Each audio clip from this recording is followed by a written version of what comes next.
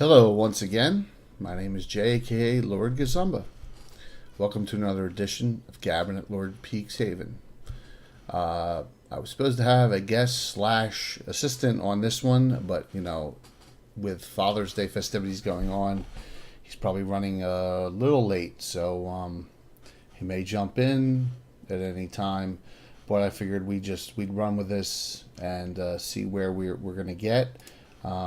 Wanted to discuss today a lot of fun stuff as far as how we do classes and races.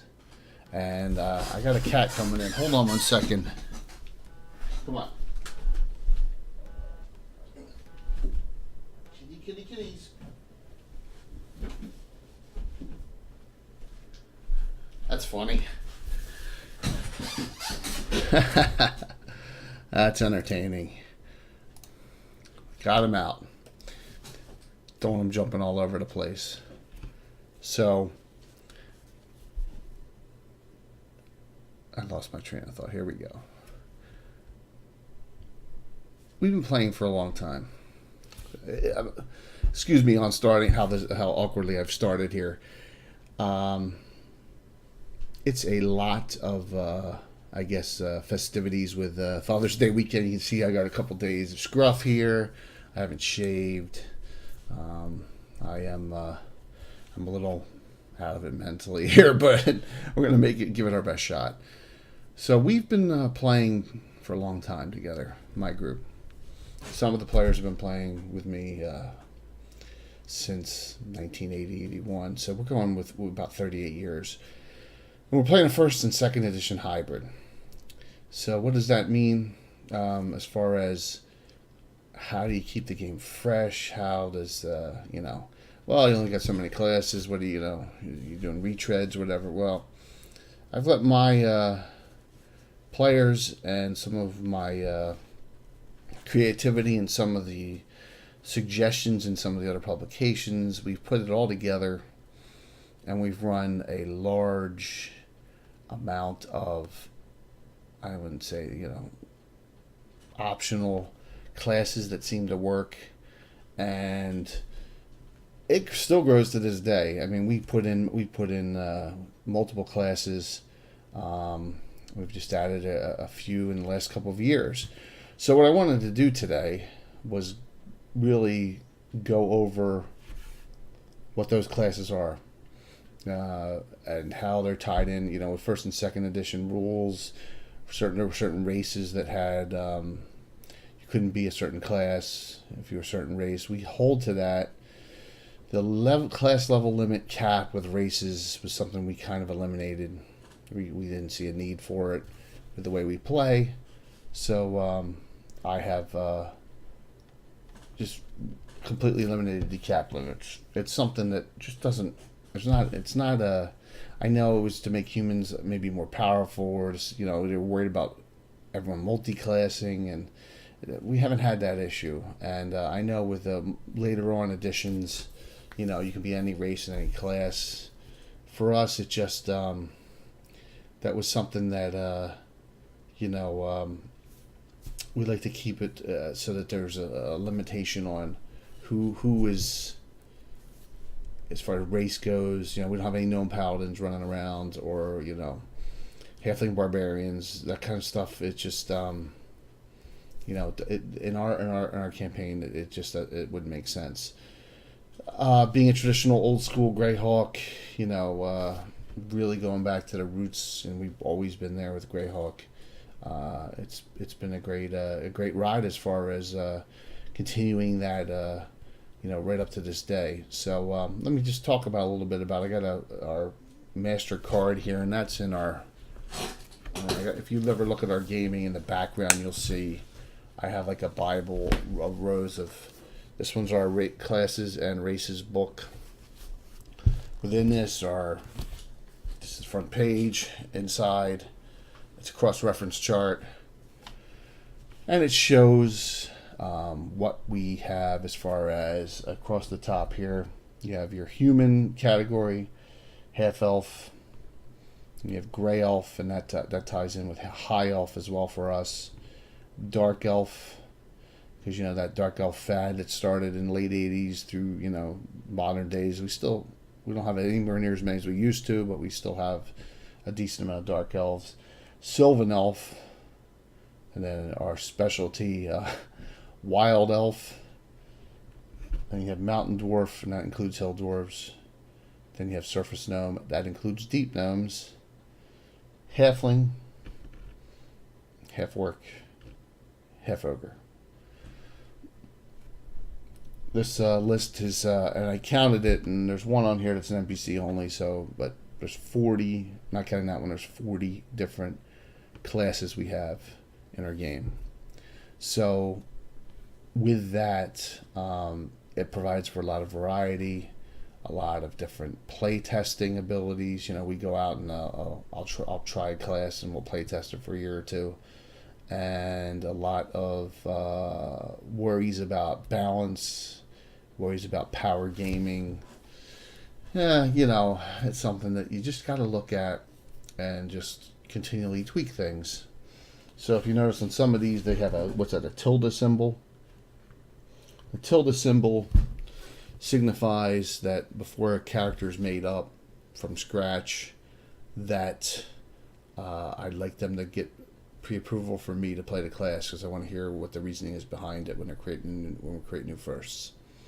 So and they all do that. I think the latest one we've put in, and we'll talk about that I think today if we have time. So I don't know how long this really discussing fighters and fighters and thieves is what we wanted to do, those and all the subclasses. That Cavalier's its own, but that as well. I don't think we'll get to spellcasters on this one, but we'll see. Thug is the last one we've really added, and it's in playtest. And one of the player characters, Walt, has Rafiki, and he's a thug. So we have him in a group, and so far that's the Hill of Swords, and it's going well. But I don't know how many people are going to play that character. It's something that I think down the road maybe you'll see some more. But a lot of these classes don't get played a lot, but they get utilized for roleplay purposes and character develop purposes. So with that, you think about our campaign. Our campaign starts out. You're really starting out in Selene and south, where the Knights of Ulick where the Order of Ulick is, down in the area of Principality of Ulick and up that area. So that counts maybe Verbank, Cron Hills. So that's where you're gonna get some gnomes from. Lort Mills, you're gonna get dwarves from. You're gonna get a lot of gray elves from Selene and a lot of half elves from Selene. Humans, you're going to get humans from the Shieldlands, you're going to get humans from Keeland, Valuna, Furundi, Greyhawk City, Hardby, Wild Coast, you're going to get a mix of everything. We have a lot of characters that are originally from the Wild Coast early on, and so you get some development from there, and then looking at a lot of the other places, Hardby's a good place for like half orcs, believe it or not. There's a decent half orc population in Hardby. There's a lot of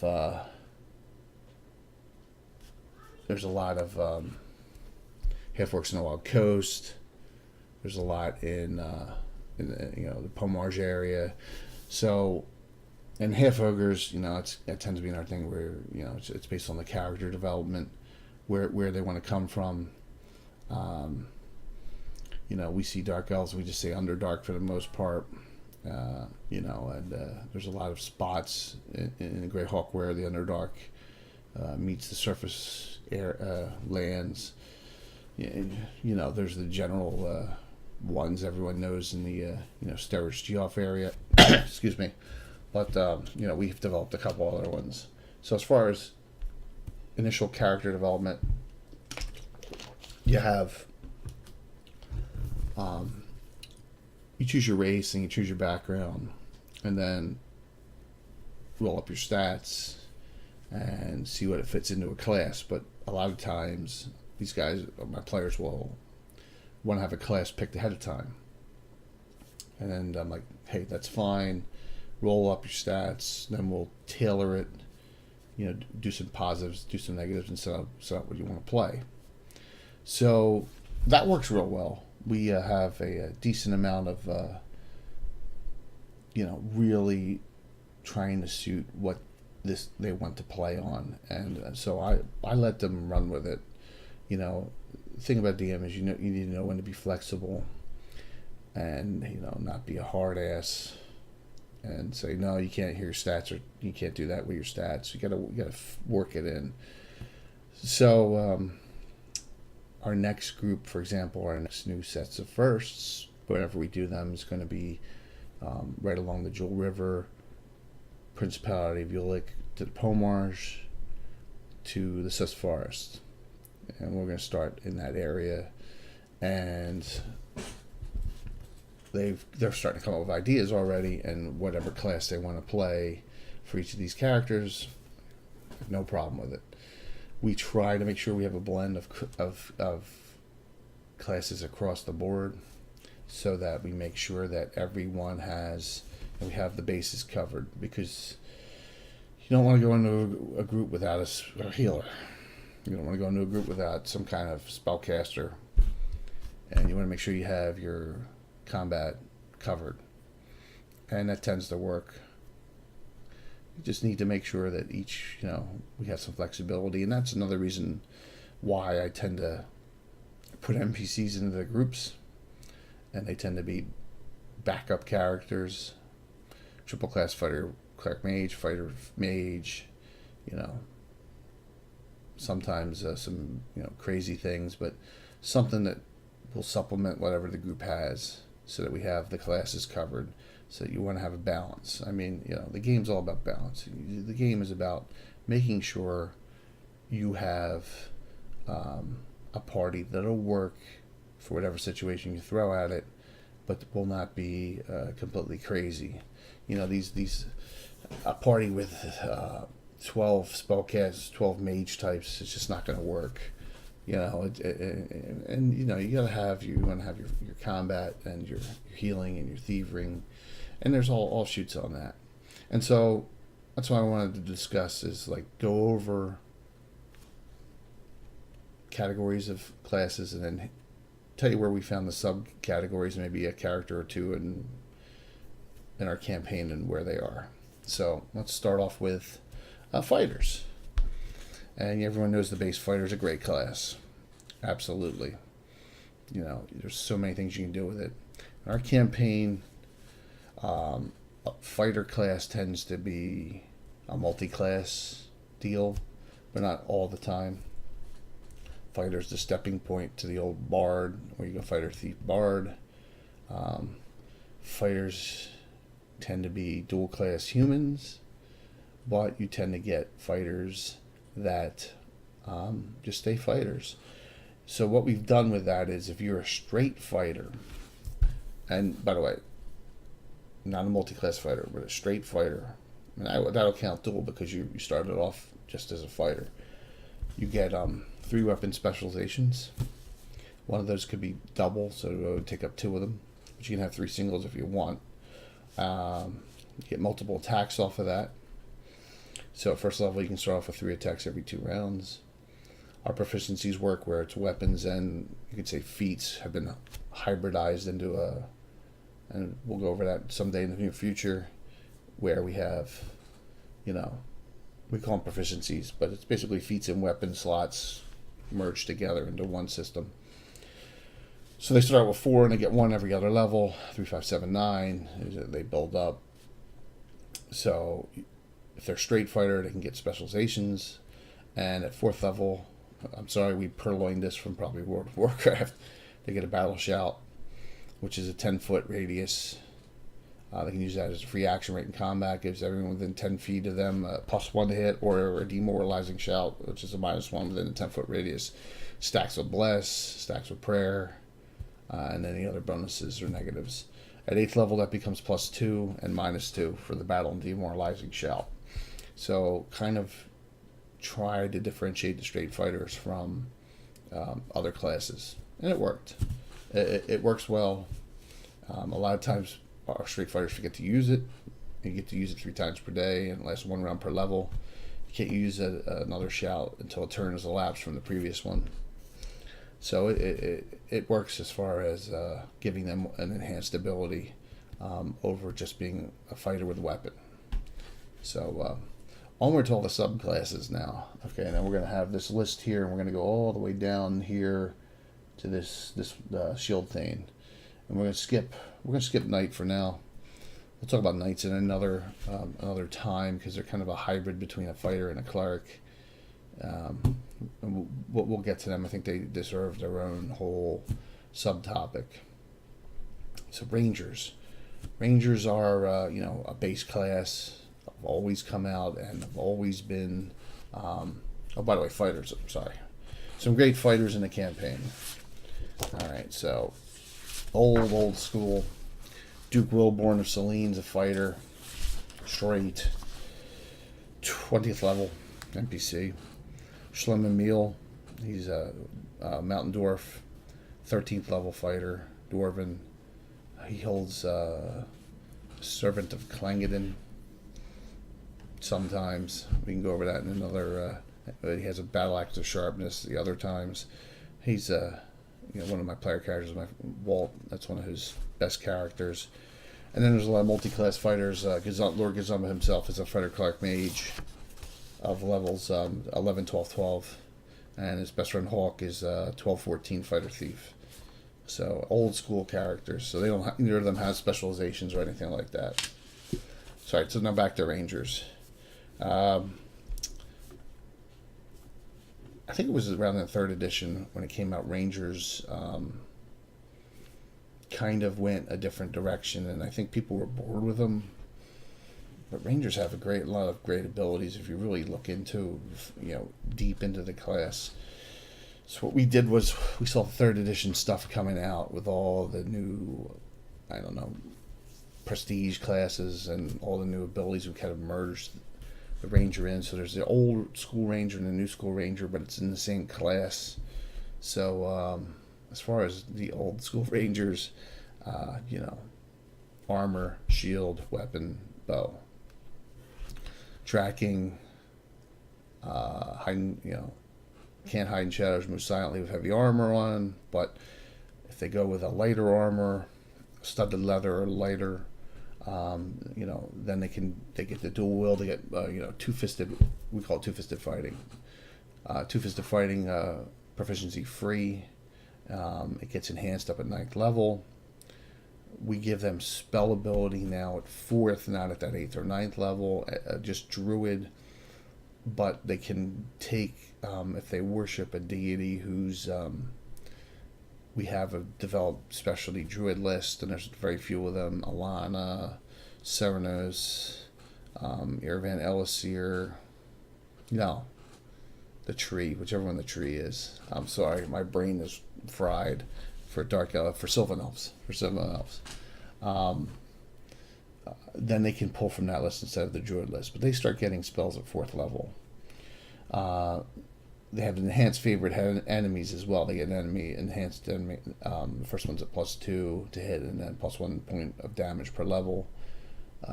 Back in the old days, it was just humanoids, and that was it. So now they can get a favorite enemy at 1st, and they get a favorite enemy at 5th. So in that one, they get +1 to hit, and then it starts at +1 there at 5th and works its way up. So Rangers start with 3 proficiencies. They can specialize in a melee weapon and a missile weapon, but they do not. It does not confer multiple attacks. It just gives them the +1 hit, +2 damage. Then it enhances on the bow table, +2/+2, and scales down from there. But they do not get extra arrows. They only get 2, and they don't get like 3/2 right off the bat. They get 3/2 no matter whether specialized or not at 8th level. So. Back in the day, we were like with specialization, everyone was taking specialization. It just didn't make sense to have every single class have get the multiple benefit off of that back in the day. So we we kind of nixed that, and it's worked. It's worked. So Rangers are cool, and there's a lot of Rangers in the campaign. They do get the mage spells at higher level, so they do get some mage spells. We didn't change that, but you know, they have a lot of things going for them, and they can really do a lot of damage against favorite enemies. So tracking's always good too. You always need trackers, and there's always so few classes that do it. That's another good thing about Rangers. The next one is probably one of the oldest supplemental extra classes we've ever added, and wow, I mean that class goes back, and it's, you wonder sometimes if we should have done it or not. But if you go to Dragon issue number 45, and it's the Archer, and we made it its own class, just like in the magazine and Dragon magazine, and it is they can dish out some damage with longbows, and they get the point blank 10 to 50 range. They're gonna start out with 2 weapons, and you know, they're automatically specialized with whatever longbow, great bow, long composite, one of those 3. There's enhanced rages, so I think up to short range for a longbow, you're looking at 210 feet. They're short, and I think they're long up to 630 feet, and that's like, well, they have an 8-foot long table, so they can shoot at massive distances, and they can do a lot of damage. And they're the only class in the game. We did this a few years back. We limited the arrows to 3 at 7th. I mean, that's what archers get. Is 3 at 7th, and beyond that, no other class gets 2. I mean, everyone else gets 2. Sorry, I got a call. Hello? Oh, hi, hon. I was trying to get you before your answer. Like, All right. Hey, Mom, I'm online right now on a show, so. okay, well, I just want to say, you know, I heard where you're going, Camelback, so you don't have to call me. Call me when you guys get back, and I'm in your help. Okay. I appreciate it. Thanks, Mom. All right. Love you. All right. Bye-bye. My mother wishing me a happy Father's Day. I should have called her earlier, but it's okay. So archers deal out some amazing major damage. Now, if you look at that, class, there are a lot of archer rangers. It says it's possible for it to be its own class. So we're playtesting right now, merging the 2 together at a minus 10% on the experience table. Bill's playing one of those right now, and we're testing it to see where it's going to go, and to see if it's, you know, after all these years, I kind of was a little hesitant about doing it, but I figured why not? We'll give it a shot and we'll try it. So right now, that class, you could say it's in play test. It's merged in as one, so you don't have to do 2 separate experience tables. So if you look at some archers and some rangers, some of the best ever, going way back, Monty Hall days, Pete Moss, yes, 1819 Archer Ranger. It was one of Walt's characters. Crazy damage. Been long since retired, but he has 2 sons in the campaign, and they're named Mulch and Compost. Yes, neither of them are archers though. Zizix, it's one of Alan's. ZZYZX. I think there's a town somewhere in the United States that's that name, so I thought he thought it was cool. He dual class from Archer and then went up to Magic User, and that is a nasty character. But he was nasty just as an Archer, but now being dual class, my gosh, it's something to behold. But another character that has children that are being run now, and that are he's kind of retired. So a couple other archers, Jake Winchester. Of course, if I bring up a Winchester, then some of my players are going to go a little loopy, whatever. It's part of the Winchester family. His father's Elijah Winchester III, and he's in Altamira, and he's an archer as well. So we have some archers, some rangers, and some archer rangers in the campaign. If I didn't mention Alan's two favorite characters, Arcturus is a archer cleric, and he's full Sylvan elf, I believe. And then his other, Arathorn, he's the son of Aragorn, who got killed in Egg of the Phoenix years ago, and he's a ranger magic user. I think he's half elf Sylvan. But they're old school characters, and going way back in the day, and they're both fill that archer and that ranger area, and so just to name a couple of those. Moving on to the next subcategory, the Great Paladin, and the ever-going argument on what subclass is it of. So, if you look back at Paladins back in the original Player's Handbook, they were a subclass of fighter. And, Paladins get, innate protection from evil, lay on hands, cure disease, immune to disease, turning undead at 2 levels below, and they're lawful good. So, when we look at Cavaliers, all of a sudden, Undead Arcana came out, and out of the blue, now they're subclass of Cavalier. So, we'll hold that discussion for a little bit going when we get to Cavalier and continue it. But, Paladins, the fighter subclass Paladin that we're talking about, in our campaign, gets 2 specializations, and they can use them on anything, can't double, and get extra attacks from it. So you see a fair number of, we call them fighter paladins, still in our campaign. Let's see, Emerson Winchester IV, fighter paladin. Going on right now, David Gradavis, he's dual class. In that adventure, we're still running the events before David Gradavis is running. He's a 7th cleric, 10th paladin fighter. So we have a bunch of them in the game. One you saw on last Thursday night, Corellia, she's in reverse. She's a 7th fighter paladin, 10th specialty priest. So, and there's a bunch of others.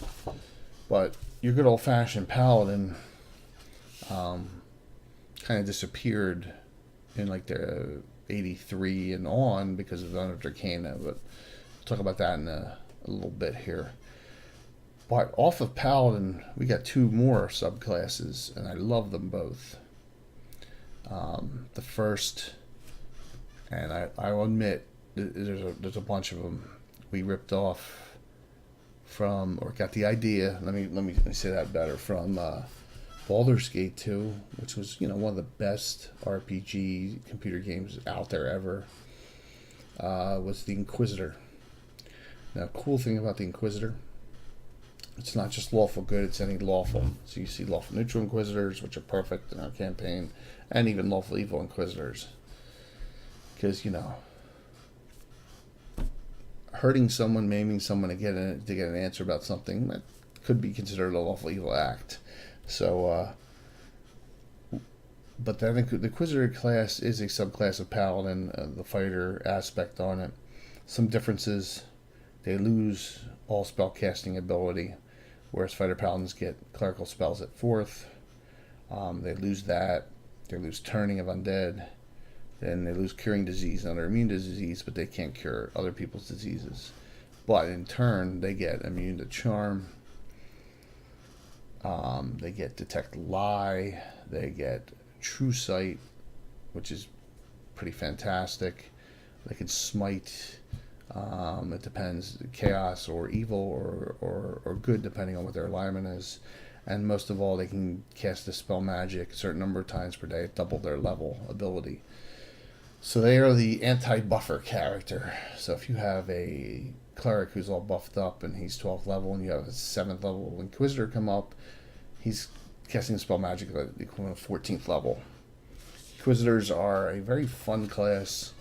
They tend to be no nonsense, but they can hold their own. Some Inquisitors in our campaign, we've seen earlier, I think in one of the Knuckle Paler adventures, was Joanna Tessely, an Inquisitor. Catherine von Poppen from the Night Stalkers, Knight of York, she's an Inquisitor. Justina is an Inquisitor. It's one of Alan's characters. And they are... I wouldn't mess with them. But same thing with specializations. It doesn't incur extra attacks. They're not hardcore combat machines, but their other abilities more to make up for it. And the other sub that we made, and I think it was more of... I liked where they were going in Baldur's Gate 2 with the Demon Hunter, but it just didn't make sense for us. We went with an Undead Hunter. Now, the Undead Hunter is another subclass of Paladin. Instead of protection from evil, they get protection from undead. Now they can be like lawful neutral, neutral good, lawful good. They do, with their weapons of specialization, will gain the multiple attack benefit only against undead. So say they're have a longsword and they're specialized with it at 7th level, they'll get 2 attacks per round, say against a vampire. Not against a dragon. They'll get 3 every 2 still.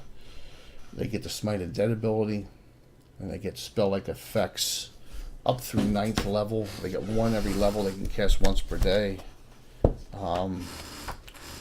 A good class, and I should have had this open. My apologies. See if I can find it real quick. So at first they get invisibility on Dead, and second Sunscorch, hold Undead 3rd, free action at 4th, Sunrise or Searing Light at 5th, Cloak of Bravery or Negative Pain Protection at 6th, Protection from Undead at 10-foot radius at 7th, Soul Searing Orb at 8th, and False Dawn, one of the most powerful spells in the game, at 9th. And they're immune to, at 9th level, they're immune to stats and level draining, so they can't be dreamed by vampires. So they go out, and that's what they do. They're crossbows, hence Ahala Van Helsing, if they heavier light crossbow. Their weapons automatically keen against undead. So a specialized class, but they can fit in any group because they still have the Paladin abilities. They still have laying on hands, and they've lost a lot of the same stuff that the Inquisitors lost.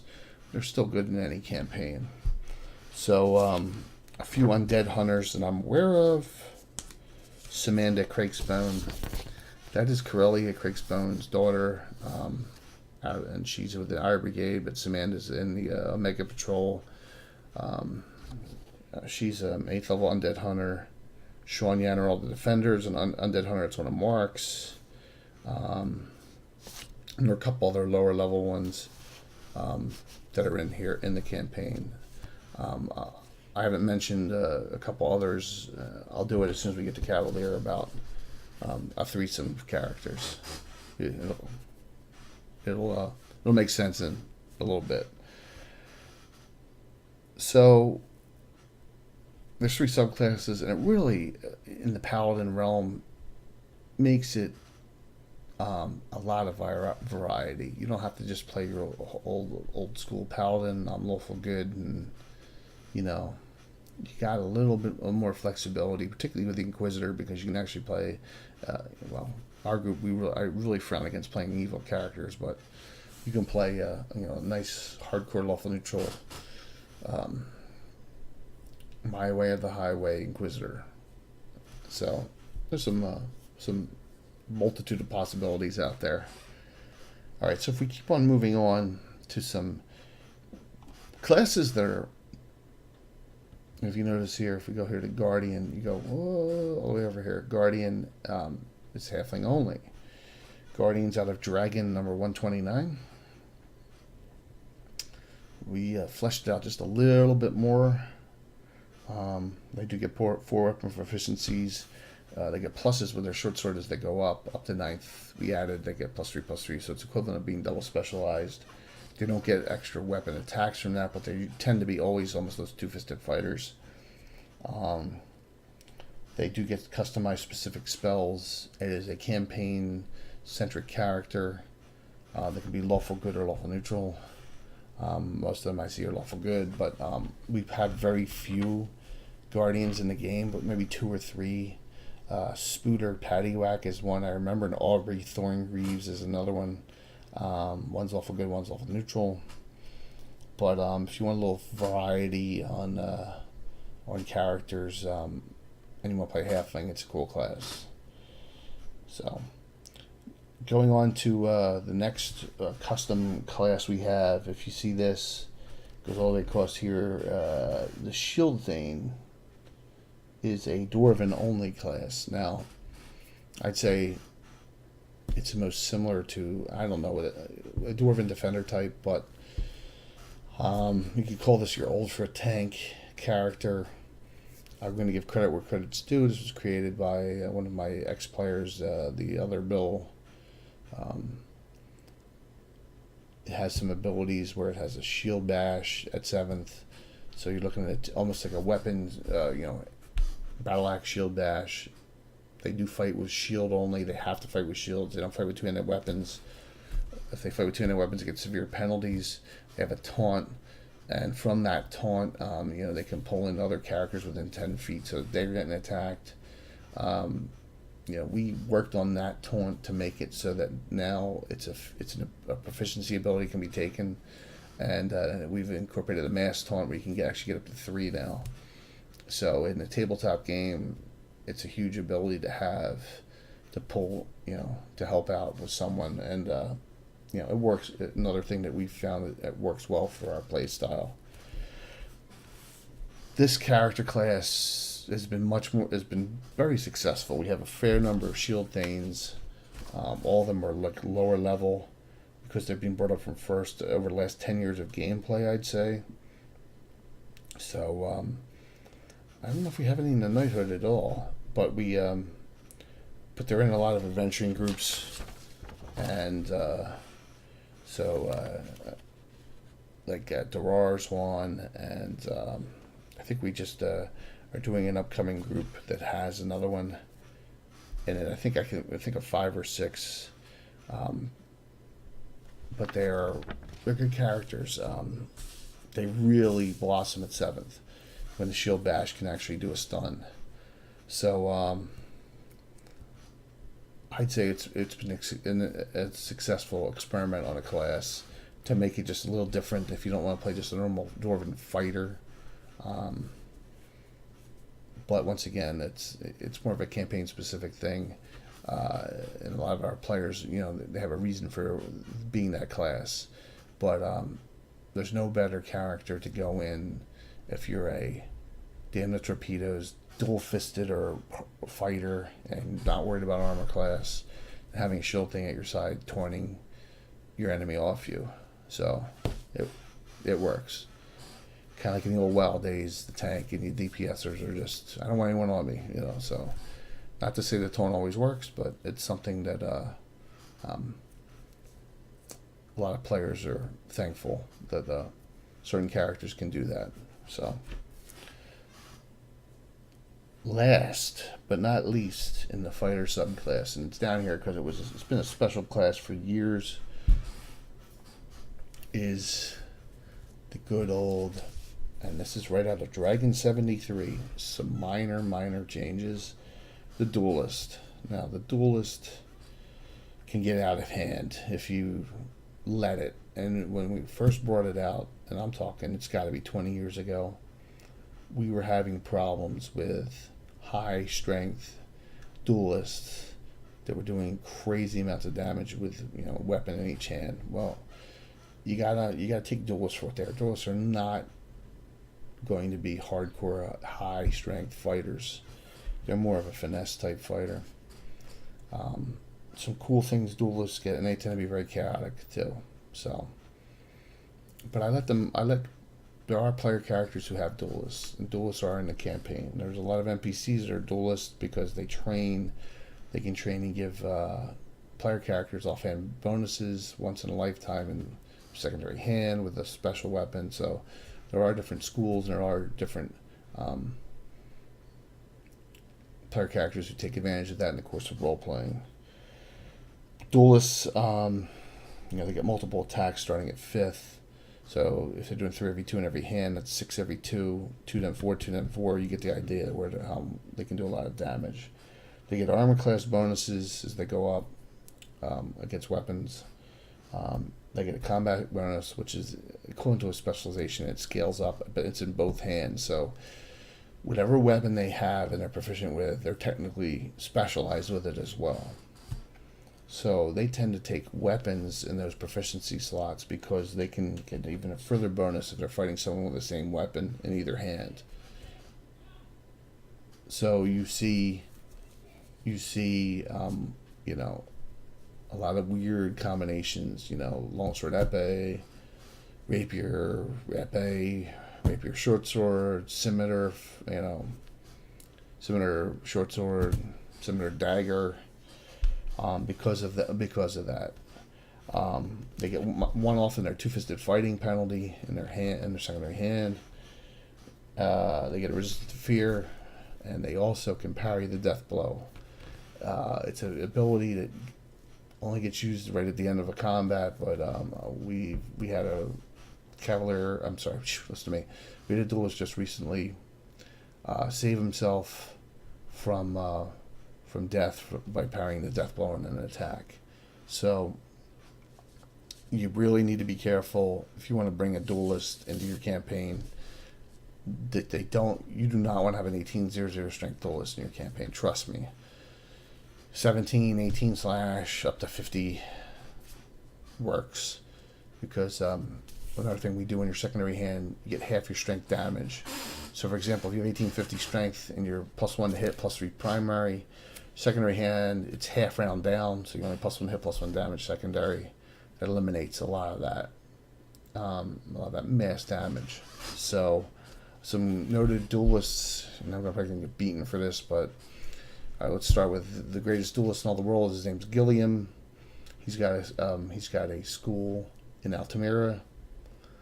You have 2 sisters in Greyhawk. You have Nana, who has a school, and then you have Allie, and she's a duelist in the Grey Company, which is more of a thieving group. And then you have Gilthanus Markham, the son of Swain Markham in Altamira, a chaotic neutral character that is probably the most despised character in the entire campaign. So that's all I'll say about him. So if we move on to another entirely separate subclass, and a lot of people say, well, why isn't it with fighter? But it's just its own class series. It's Cavalier. And with Cavaliers, you have some issues. All right, let's start out a quick story. Let's go back to 1983. Way back in this book. Cavaliers came out, and it was Dragon number 72. One issue before the Duelist, believe it or not. And if you look at this article on them, The Chivalrous Cavalier by Gary Gygax, 1983. And the first paragraph goes, here's another installment for the new character classes promised for the expansion of the AD&D game system. The Cavalier class or subclass of fighter, blah, blah, blah, blah, based on knighthood and chivalry. We went through this. We're like, this is awesome. This is what we're looking for. This is a great class. I mean, it has all the things you could think of that we're looking for, and it's not a paladin, right? So we started using it. Outcomes, which is still a good book, Unearthed Arcana, with some really, like, what happened between between this article in this book. It's like, what the heck did they do here? I mean, what is all this tabling here? You got to use, you know, broadsword, and just it's its own class now. Oh, and paladins are now subclasses of Cavalier, not a fighter. So anyone who's a paladin in your campaign, it's a fighter. What are you gonna do?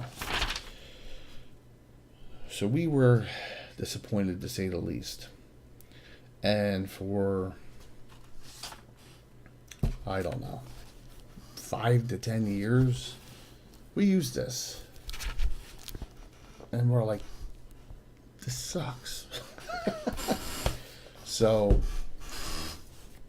we came up with an idea. Well, anyone who's from the eastern side of the planet of the Earth, you know, near the Great Canaan, they have a different style.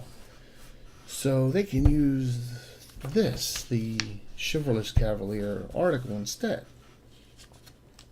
So that started out, and before you knew it, everyone was starting to convert over to this, because this article just had a better feel to it.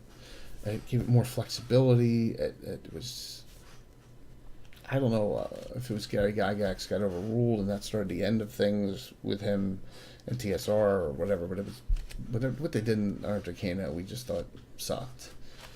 So we went back to this, and this is all we use now. We don't use the Arcana at all. So there was a lot of characters are going bouncing back and forth all the time, you know, until we made a final decision. But it was in the course of gameplay, we figured out this is the way to go.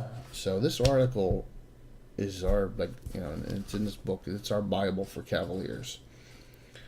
So Cavaliers, you know, they get up to 5 specializations. They get doubles. You know, they do have to take lance at first, but it's not a big deal because you're going to get another weapon, like another specialization at 4th level.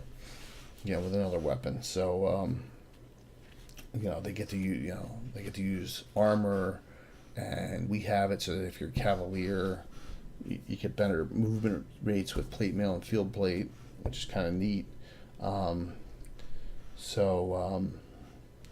You know, one thing we did remove is, and you can see, I don't know if you can notice the X's here. Once again, I said there's no rate of fire increases above 2 arrows in the campaign allowed beyond, only if you're an archer. Archers get 3 arrows. Are the only class in our campaign that gets 3 arrows at all at any point, and that's at 7th level. Now, you can get a rate of fire bolt increase if you're like crossbow, you know, but it's a maximum of up at 2. But a lot of them don't. When you're at that point in the Cavalier, you're really not using that weapon that much. So it worked because it wasn't. And if you notice on here, you're not double specializing with the large 2-handed weapons. We have another class that does that. So Cavaliers are a good class. It's just it needed some work. It really did over time. So the greatest Cavalier we have a couple, but Walt's old school character, Britomart Arid Hell. She's a Grey Elf. She's 16th level Cavalier. And she's out of Selene. And there's a couple other Cavaliers. Bill tends to play a lot of Cavaliers. He's got a couple that are really good. One's going on in the adventure, the David Gratifi's wedding adventure we're running right now. Sasa Shilvacek, she's a Cavalier. And then you have Kierg, he's a Cavalier as well. He's in the Legion, and it's like I said, it can be half elf, human, or elf, and there can be dark elf Cavaliers too. We've had a couple. We had one named Lector, crazy character. Funny, one of the funniest one-liners of all time. Lector, and this was a player who he doesn't play anymore. He moved away. Once said to he was at a bar, the Prince of Ulick himself walked in with his entourage, and this dark elf cavalier looked over at him and said, no lie, just said, "Come here, and that was it. Yeah, one of the funniest things that ever happened. And then he dueled him he jousted him and basically almost killed the Prince of Ulick in the joust. Where he was challenged. So it was a very interesting time. So let's get back to what do you do with paladins now? Are they subclass of Cavalier? Are they subclass of Fighter? So we just decided let's leave it both. So what we did was, the old school guys, if we get converted to Mac, we give them one chance opportunity, go back to Paladin Fighter. If they wanted to stay subclass of Cavalier, that was fine too. And a lot of them were after Arcana came out. So and a lot of the first generation of my Winchester characters, Elijah Winchester III, Emerson Winchester III, Elaine Winchester before she dual classed, Andrea Winchester, they were all Paladin Cavaliers. So there's a lot of those in the campaign, but they've kind of died off. Died off's not the right word. The use of them has really gone down over the years. Normally, if you're a Cavalier, you're not a Paladin. All the new Paladins we've seen are old fighter subclasses, which I'm fine with. But one of the more recent ones, and this is where I said I get back to 3 characters. So you have Alan, a player in our campaign, probably the oldest player in my campaign out of all the people we're playing now. He goes all the way back to the beginning, 78, back in 7th grade, when we used to play until the wee hours of the night, watching movies like Caddyshack and Animal House on cable when we shouldn't have been, and just played D&D all night long. So his character, Herbie the White, has 3 children. So he has Hessler of Dallas, and Hessler is a Paladin Cavalier. And then he has his daughter, Liesl of Dallas. She's an undead hunter. And Heidi of Dallas is an archer. So they're all fighter subclasses.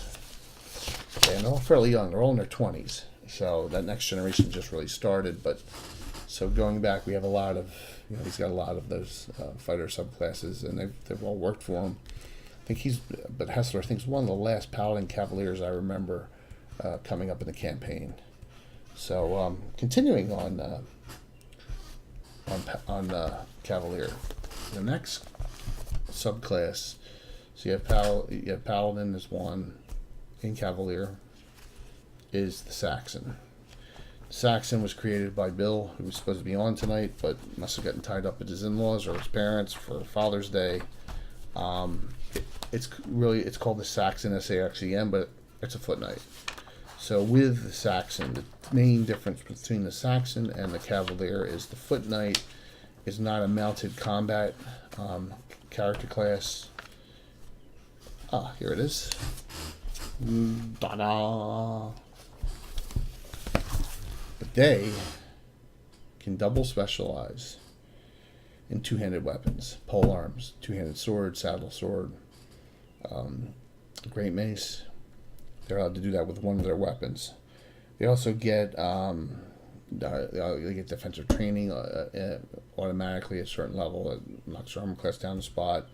They can carry infantry devices, operate some siege equipment, and they get a bleeding wounds effect 3 times per day at a certain level. They get the same table of specializations as the Cavalier does out of the Dragon magazine. So they are a foot knight, and they are some of the largest mass damage characters that you can have, because figure you have 18 slash strength and you're using a 2-handed sword, it could be a lot of damage.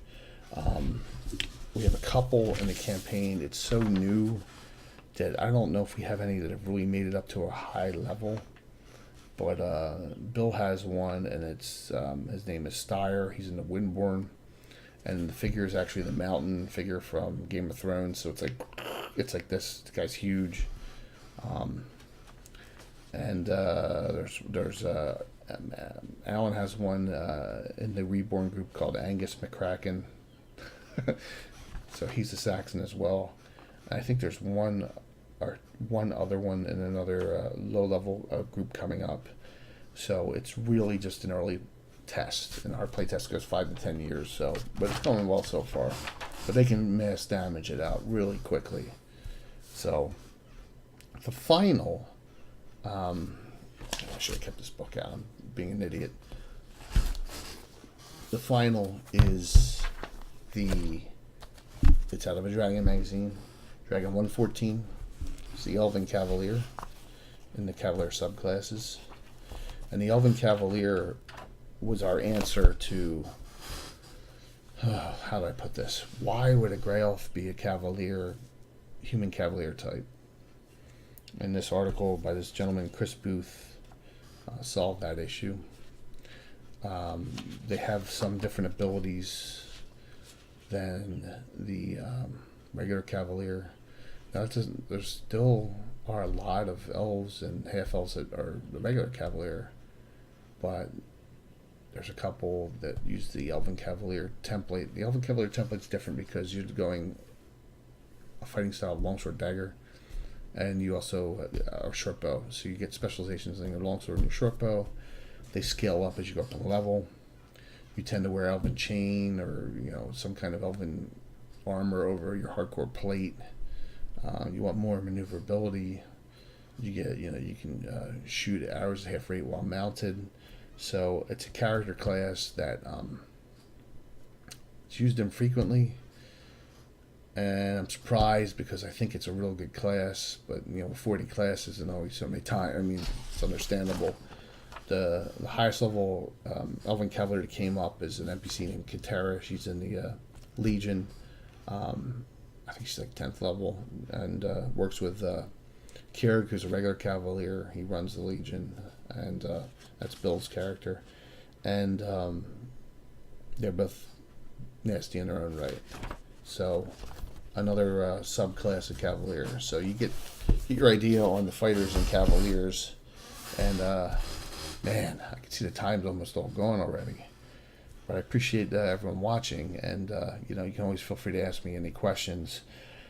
So why don't we? I know it says fighters and thieves, and people will be disappointed. Why don't I don't go over? We'll start with thieves. We'll go over the two hybrid classes. Damn, Jay, you might as well just skip the book here. That we have that I consider a both class. So we come down here to these two, Bandit and Corsair. We'll talk about those in the time we have left, and we'll pick up Thieves on another night. How's that sound? But this one, so your Bandit is out of a, oh my gosh, I don't know if I noted which Dragon magazine it was. It's out of a Dragon magazine. It goes way back, and here it is. July of 82, so whatever, I should have gotten the number, I apologize. A shifty character for your campaign. So Bandits gave us the outdoor non-ranger, and they're not hunters, they're not hardcore fighters, kind of a jack of all trades guy. Good thing about them, they can wear like chainmail up to. They can't wear bulky armor. So they can wear chainmail and elven chain and things like that. They don't use heavy weapons, so they can use long swords and bows, but they can't use two-handed swords and things like that. They're technically a fighter subclass. They're not a thief subclass, but they're technically a fighter subclass. Their hit dice are die 8+1. They get less proficiencies than a fighter does, and they get 2 specializations, but they don't provide multiple attacks. Most of them do a weapon and a bow, so they get better bow bonuses, but they can move silently and hide in shadows outside, and they can track outside, which is huge. So their problem arises when you have a campaign that's a dungeon crawls and they're all inside. What do you do with them? Do you not use them. Well, we use, we use them. We use them, and we have them have like half penalties on certain abilities. Because they do get thieving abilities as well. They set traps as well, which is another cool thing. So another class that's used seldom, but used. Alan has a half ogre bandit named Grodd, who's basically guards, and this is in the Legion. He guards and he makes them pay. He guards all the hardcore spellcasters and states, "You pay me, you're not going to die this adventure." And so far, no mage or spellcaster has ever died while it's been under Grodd's protection. So there's also another bandit that Bill has named Lenwy. I believe he's in the Druid group in the Vestry Forest.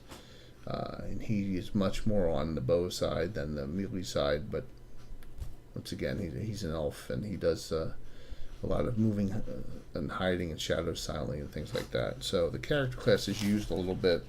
And then a recent addition, and I'd say it's still out for how good this one is. I created it, so what am I going to do? Say it sucks, but it's called the Corsair. We wanted to get to more sea-based, and you've seen this class, and if you looked at the Knuckle Power series, a character, Jack Aubrey. So if you know anyone knows Master and Commander, that was Lucky Jack's name, and that was the main character in that. But they are bandits, but they get some other abilities on shipboard. They extra pluses to hit and damage and saves while they're on shipboard. It's almost an identical class to a bandit. They can do things like use improvised weapons on ship. They can operate the siege weaponry. It's the main thing that they get. And believe it or not, you probably saw that if you were watching on those ships where the Corsairs that were hirelings could actually fire the ballistas by themselves. That's a huge ability they get. They lose pickpockets. They can do rope swings across masts and things like that with the dex roll. So, but technically it's a fighter subclass. Has a lot of thieving abilities on it, and it's down here, but it technically is, both Bandit and Corsair fighter subclasses. So, Jack is a Corsair, and then in the hitless swords, Walt has Tyra, and she is the Corsair as well, and she appeared in one of the previous adventures we just did online a little while ago, and she's the one that's real good friends with my NPC, Janik, the dwarf fighter. So she's a human Corsair. So we have two of them. So Saxons and Corsairs we've been just recently playtesting. We said we'll add classes, even it's been 38 years, we'll add classes to keep things going. In a future Gabbin we'll talk about, and hopefully we'll have a guest here to help supplement my talk. The Maester, which is down at the very bottom here. And that's pulled, almost from I guess from some Game of Thrones things. Bill created it. We'll talk about that in the future. But there's a lot of cool classes. There's a lot of cool subclasses, and over the course of the time, we've had a couple that didn't make the cut. We've had a bunch we had to modify. We had tons of changes, particularly in the Paladin, Cavalier, fighter realm. What is it? And we had gone back and forth between them over the years, and till we finally said this is what we're going to go with. But that's what happens in a game that you play and you love, and you run it, so you can change the rules and do it whatever you want. And that's the cool thing. I can decide with my players, let's do this, let's make a change. I don't like doing it this way, this kind of stinks, let's work it out to something better, and it works. And you just you run with it, and you make your decisions based on that, and if it doesn't work out, you can change it back. I mean, there's no one. So this this character was something, and the playtesting's not going well, just change them. It's fine. I mean, it's your campaign, you can do whatever you want. And that's the thing to remember, is that it's your game. Whatever happens and whatever whoever owns the rights, TSR in the old days and Wizards now, it's your game. You can do what you want to do with it. You can do what your players want. You can be flexible. You can work with them and create new classes or create new subclasses or make changes as you wish. And that's what's so great about it. And that's where we've evolved and come to. So I wanted to bring some of this out. We need to, we're way behind on time. We'll start with Thieves maybe next time. So we got, 2 kind of crossover thief classes in this time. Unfortunately, but I didn't realize how long this would take. Plus, my assistant on this one didn't make it in. So, hey, this has been Gabbin at Lord's Peak Haven number 4 at the coolest, funnest. Is that a word? I know it's getting late. The one of the greatest bars in all of the Flying Ass and Tringley in the county of Ulick. My name is Jay, aka Lord Gizumba. I really appreciate you sitting in with me on this. Please ask me any questions. You can find me at the Cannon Fire site on Facebook or on my site here, Lord Gizumba channel. And, be more than happy to talk with you about things we've done over the last 38 years to make our game even more enjoyable. And we usually broadcast Thursday nights. If we do live, if we do a recording that night, it'll be broadcast starting at noon the next day on Friday. And from all the views I've seen, it appears a lot of people are watching it. I know 4 or 5 hours is tough to sit down on, but hey, that's a great thing about a video. Just take a look at it when you want. I really appreciate it, and I'll see you next time on Gabbin at Lord's Peak Haven, and hopefully we'll have someone here to talk to. Or if not, we'll go over, we still got spellcasters, we still got priests, we still got knights, we still got miscellaneous classes that don't fit anything, we still got most of the thieves.